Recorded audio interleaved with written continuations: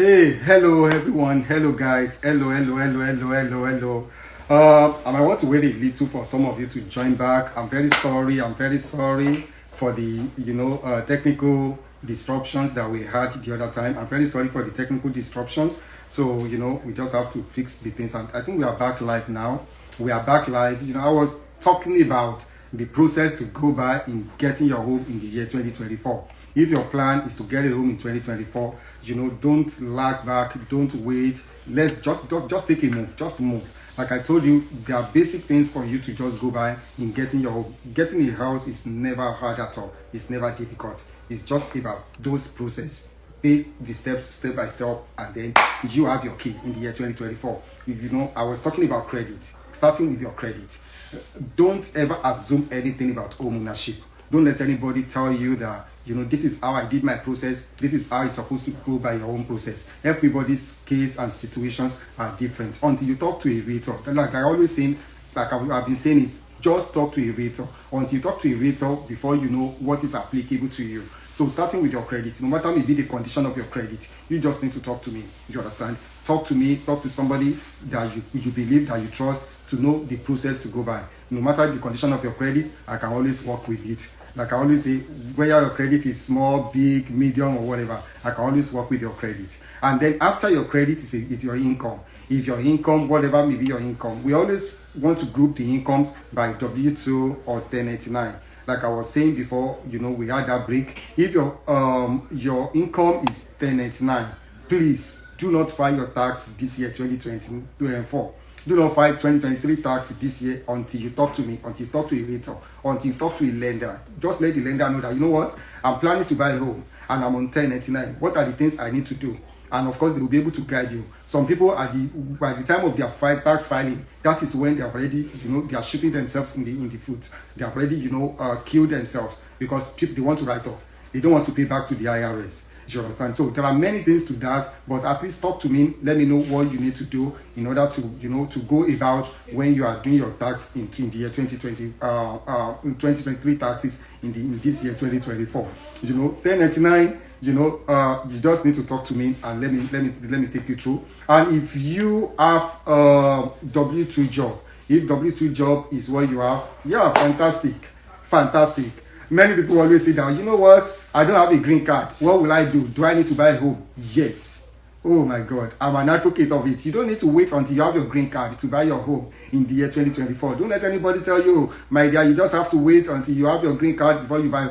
Move now. Talk to me. Let me take you through the process. You just don't need to have your green card. All I'm waiting for is that you have secured a work permit. Once you have a work permit and you've secured a job for yourself, then you are ready to move. You are ready to have your key in the year 2024. 2024 is a home for everyone. 2024 is everybody must have their houses. 2024, your address must change in the year 2024. Your address must change, and I'm ready to make your movement faster than you have ever dreamt of. Don't wait until you have your green card. All I just need to know that you have secured a job. Once you have your job in the year 2024, then you can have your key in the year 2024. So W2 job, I've talked about 1099. If you have a 1099, I'm still going to take another video concerning 1099 whereby I'm going to talk so in depth about 1099 earners. 1099 are the people that have what is it called, business. They have their own businesses. They work as delivery. People, they are doing some deliveries, DoorDash, Ubers, and whatever. They are the people that have 1099. And by the time they are doing their tax filing, some of them are already shooting themselves. You understand? But when you want to file your tax, please talk to me. I will guide you, and then we can move on from there. Then the next thing after your income is to think of where you want to buy. That is so simple like that. Your credit, your income, then where do you want to buy? And just leave the rest for me. Well, we can take care of it. Those are the things you need to do in the year 2024 to be a homeowner. Then after you have known all this, what is now holding you back? What do you think is holding you back to have your own home, to have your own house in the year 2024? After you have taken care of your credit, and like I told you, no matter the condition of your credit, I can always make it work. Then your income is stable. Then what else? Then, the next thing is think of your down payment. And when you are talking about down payment is in two, different ways. I can work with zero down payment. I have a lender that can get you your home just with the 0 down payment. I have a lender that can get your home just with 1% down payment. My goodness, that is how it works. If you want to buy a house of 300,000, you just need to put, what's the 1% of 300,000? That is 3,000. My goodness, is it possible I have a home just for 3,000? Yes, it's very, very possible. That is all you need. You understand? So you just have to wonder 1% down payment, 3% down payment. We can do conventional of 3% down payment. We can do another one like 3.5%, which is FHA program. So, and then we can do VA, we can do different USDA loan and everything. There are different programs for you that has been, set in place to make it easy to be a homeowner in the year 2024. Homeowner for you in 2024 is very, very possible. So, and you just need to contact me and let's see what we can do. I have some questions here that some clients have asked me, and I just want to try, take care of some of them. Somebody says, is it a good time to buy? They say, is it a good time to buy in the year 2024? There's never been a best time than now. This is a good time to buy. This is 2024. It's a good time to buy. Somebody asked now, he says, what is the disadvantage of 0 down payment? All right, I will go back to if it's a good time to buy, and then let me quickly take care of this question that somebody just asked. He said, what is the disadvantage of 0 down payment? Yeah, everything that has the advantages have their own disadvantage. So going straight to the disadvantages, if you go borrow 100,000 and you don't pay anything over the 100,000, that means you are owing whoever that borrowed you a full money of 100,000. So that is what they will charge you off. So the disadvantage of this is you probably might have higher payment on your monthly payment. You might probably have higher payment. That is the disadvantage. Another disadvantage is some of those programs might attract higher interest rate. So whereby your monthly payment will be higher than someone that paid some down payment. That is just the disadvantage. Apart from that, nothing else. So that is why I said everybody's situations is so peculiar. Your own situation, it may be that you have everything perfect for you, but you don't have what it takes for you to move at this time. And all you can just do is you can afford the monthly payment. It doesn't matter if they ask you to be paying like 3,000 every month or whatever, you can afford it. Only that you don't have enough as down payment at this time. And you have a program that can qualify you for 0 down payment. Why not? Why can't you just move and go? Which is far better than you renting. Which is far better than, because immediately you have bought your home, you have started building equity for yourself. So, and you don't have all it takes for you to move as down payment. Then you have a program that can qualify you for 0 down payment. My dear, why don't you just, take a move and then you go from there. So everybody's case is different. That's the only disadvantage for 0 down payment. Apart from that, there's nothing else. So like I was saying, the question is, if it's a good time to buy. This is a good time to buy. Interest rate is becoming, better now. In fact, according to what I heard now, government is trying, Fed is trying to, cut interest rate like 6 times in the year 2024. Hopefully they do it. We are all excited about it. We are all hoping for it, that they cut interest rate 6 times in the year 2024. So if the interest rate is becoming better and lower, it's a good time to buy. You understand? Which, of course, is even better than 2023. Do you understand? So it's a good time to buy. Another thing that is a good time to buy now is because you can get good prices of homes. Houses are very good now. The prices are very good. Some people that are locking the prices in the year 2023, they are enjoying themselves now, because by the time the interest rate becomes lower and lower and lower, there's going to be a lot of buyers in the market. And when you have a lot of buyers in the market, the law of the law of supply and demand is going to set in. For some of us that we are economics students, you know what happens when there's too much demand than the supply, and there's going to be scarcity and many other things that that can get involved. So those are the things. So it's a good time to buy if you want to buy now. And then another question someone asked is, how can I put so much down payment on my purchase? I have somebody that asked, I have so much money and I want to put down on my purchase. What is the advantage, or how can I do that? I always tell them, if you have opportunity to put so much down as a down payment, oh my God, go ahead and do it. But if you don't have such opportunity, you still don't have to, condemn yourselves. You don't have to have it lay back that, oh, I'm still waiting until I have 20% down payment. Don't wait until you have 20% down payment if your situation does not warrant it. But if your situation warrants it to have 20% down payment, why not? Why not do it? You get it? So that is the thing. So I think I've answered that one. So number one, don't let anything hold you back. That's the first thing. And if you have so much to put down, exactly, go ahead and do it. Next question somebody asks is, what makes or what decides on my monthly payment? Or, how can what makes up my monthly payment? I think that's the best way to answer it. To ask the question, what makes up my monthly payment? Every month that you are, every payment that you are paying every month on your mortgage, what makes the totality of the monthly payment of the mortgage? Number one, there's something we call PITI. PITI. That is principal, interest, taxes, and insurance. You understand? PITI. So number one, principal. Principal is the money you are paying on your on the loan. You understand? So whenever you are paying your mortgage, if it's 100,000 is your mortgage, so they're going to take anytime you are paying your mortgage, so part of it is getting applied onto your principal. And then the next thing is your interest. Interest, that is whatever interest they have locked you in by the time you close, that is your interest. So you're going to take a portion of your monthly payment to your interest. And the next one is taxes. So the portion of your tax, they're going to remove it. And then the next one is insurance. So no lender will give you a loan without making sure that there's a proper insurance on your home, and then you pay your insurance on it. And that is why those things that is why it's so very adequate now. You cannot decide whatever that works for somebody that's going to work for you. I've had some people asking me that, oh, Mr. A bought his own house and he's paying like a so amount of the monthly payment.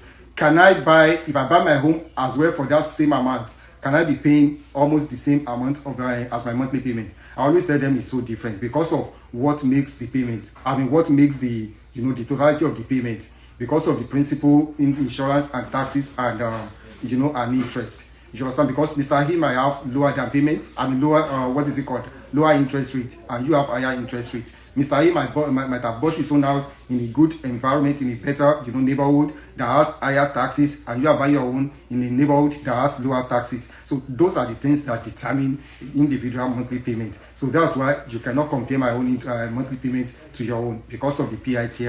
You understand? So that's the answer to that. Next question somebody asks is, can much payment on my mortgage affect my monthly payment to be lower? If I think this is what the person means. If I have so much money, I've bought my house now and I've started making payments on my house. And, for some of us that we come from Africa, we have different programs that we do. We do like contributions where we have some money that we are putting into hand of in a group.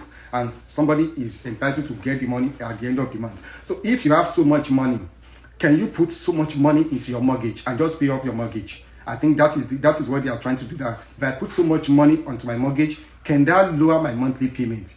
My answer to that is yes or no. Did you get that? If I have so much money, let's assume I have a mortgage of 200,000 and I've put 10,000 into my mortgage. You understand? And then of course my principal now is 190,000 that I'm owing to my mortgage company. So can that automatically lower my monthly payment? If my monthly payment is 3,000 every month, can that next month, can I just wait and expect that, oh, Mr. Mortgage Company, 3,000 should be 2,000 because I just applied 10,000 to it? No, that's the answer to that. Unless you do what we call a refinance. By the time you do a refinance, then they can now do a refinance based on your current principal. But that you just apply so much money into your principal and you expect your monthly payment to be lower immediately. No, there is nothing like that. So you just need to call your mortgage company and say, you know what, I want to do a refinance for my monthly payment to be lower. And that is when your monthly payments can be lower. It's not about how much money you put into the mortgage, into the principal, that can lower your monthly payment. Did you get that? So that is an answer to that. If you have any other questions, if follow-up questions on that, you can ask me, then I will be delighted to answer you. Next question, somebody says that, what do you advise? Paying up my mortgage quickly. They said, what do I advise? I have so much money and I want to pay off my mortgage. I just don't want to have any debt on me anymore. I want to settle that. I don't want to be paying mortgage, ever in my life. All I just want to be paying is my taxes, my insurance, or my house. My advice to that, honestly, is it depends on you. It depends on an individual. The best everybody wants to do is not to have any debt on them. So I would advise you, if you have so much money to put down, take care of that. Honestly, you can travel around the world and you don't bother yourself about your mortgage any longer. But if I want to think or look at it on the investing side, being an investor myself, I will tell you that the money, this huge money, amount of money that you want to put down on your mortgage to just pay off, if you think of such money and you divert it to getting another property, what do you think about that? You understand? That you just think of, okay, this so much money, you look for another property and you put the down payment to get another property, and then you put a landlord tenant into such home, and then you are getting a rent. It is the tenant that is helping you to pay the mortgage. You understand? It's like you have two homes now, you get it? You are paying the one by yourself. You are making your constant payments every month, and then you put a tenant into another one that you just bought. The money that you could have put to buy down, I mean, to pay off your mortgage, you have used it to buy another house. You understand? And you put a tenant there. What do you think about that? So it's like you're having two houses that the equity is growing. The equity is growing on those two houses together. That is another way to do that. Thank you guys for joining. I appreciate all of you for joining. Happy New Year to all of you. Happy New Year. I'm so excited we made it into 2024. Thank you so much for joining. Shout out to my clients. All of you, I so much appreciate you guys. Thank you so much. So like I was saying, on the investing side, I will tell you that think of how to grow your money instead of tying your money down somewhere. That is on the investing side as an investor. But if you think of paying off, oh my God, excellently pay off. Don't worry yourself about your mortgage any longer. That's a good one. So it depends on an individual. It depends on you. Let me see another question before we end live today, because some of us still want to enjoy the new year with our family. I don't want to stay too long on this live video. Next question somebody asked here is, what's the advice of, okay, what are the advantages of new home compared to used homes? Somebody asked the questions. What are the advantages of buying a new home, a new construction home, compared to used home? Yeah, that answer also depends on an individual. It depends on what somebody has and your budget. If I want to buy new home, definitely I will tell you new home is much better. New home, but by the time you buy a new construction home, you have an advantage of whatever coverage, warranty coverage that you can have on the new home. You're going to have coverage. Some of the new homes comes with 1 year warranty, 2 years warranty, 5 years warranty, and 10 years warranty. That means if you move into the home and anything damages on the home, so you have a coverage to cover all of them by the builders. So you don't have to worry yourself about any damages. You're just going to call the builder or whatever the companies that you register with that to take care of all those. That is fantastic about new homes. And then, of course, you still have the confidence that, okay, whatever that happens on this home, you know, it's not going to be my responsibility, my financial responsibility. So definitely, I will recommend the new home. Another advantage of the new home is, you know that if somebody is building equity for you, you know, as the year grows or comes up. So it's another advantage of the home, and many other advantages that you can concerning the new home. But when you are considering the used home or resale home, in real estate we always call it resale home. So when you are considering the resale home, somebody might want to buy a resale home because of their budget. If my budget is 350,000, for instance, and I like a particular location to buy a home, if you live in Dallas, Fort Worth area, like Arlington, Grand Prairie, Mansfield, or whatever like that. So let me use, that axis as an example. If I want to buy a home, maybe because of my condition, I like Arlington so much, or I like Grand Prairie so much, and my budget is 350,000 that the lender approved me for. And I know that I might not see a new construction home for 350 in Arlington, and I don't want to leave, I don't want to move elsewhere. I just want to buy my home in Arlington. So because of that, I might want to buy a used home in Arlington because of my condition. Maybe because my children go to the school in Mansfield or in Arlington or whatever, and I don't want to relocate my children's school elsewhere. So used home, you can prepare the used home as a result of that. And if you buy a used home, it's not that used home is so bad that you cannot live in them. So what you just need to do is make sure that before you close on the used home, there's been an inspection that is done, whereby a professional inspector is going to come to do an inspection, general inspection on your home, do the roofing, do the plumbing, do whatever inspections to make sure that at least this home is fit to live in.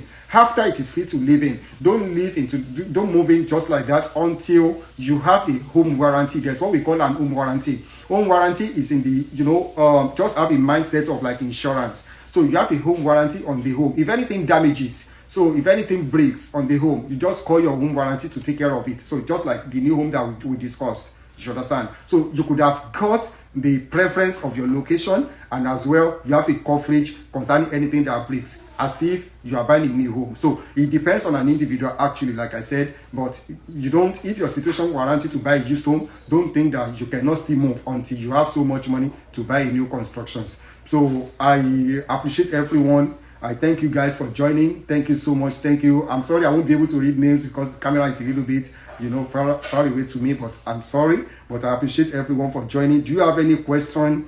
Somebody asked, I don't have a green card. Can I buy a home? I don't have a green card. Can I buy a home? Yes, sure. You don't have a green card, definitely you can buy a home. All you just need to do is to have is what is it called now?